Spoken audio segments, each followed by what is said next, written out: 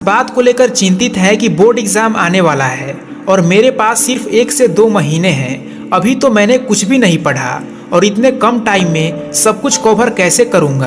तो फिक्र मत करिए, क्योंकि आज के इस वीडियो में मैं आपको ऐसी 3 बातें बताने वाला हूं जिसे अगर आपने फॉलो कर लिया तो आपके 90% मार्क्स गारंटी के साथ आ जाएंगे। बस आपको इस वीडियो को पूरा देखना है। सबसे पहली और सबसे इम्पोर्टेंट बात कि आपको पढ़ना क्या है, क्योंकि एग्जाम के सिर्फ 1 से 2 महीने बाकी है और जब तक ये पता नहीं होगा कि आपको पढ़ना क्या है तो स्टार्ट कैसे करोगे।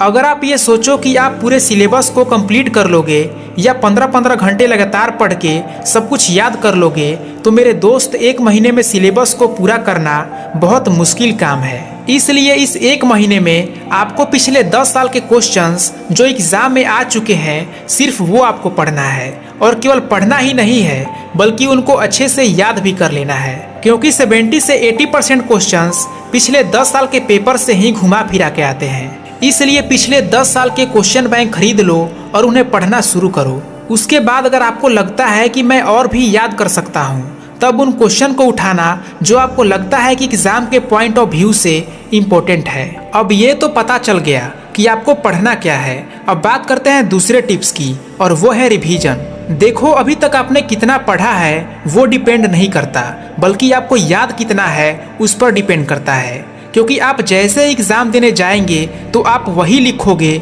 जो आपको याद रहेगा।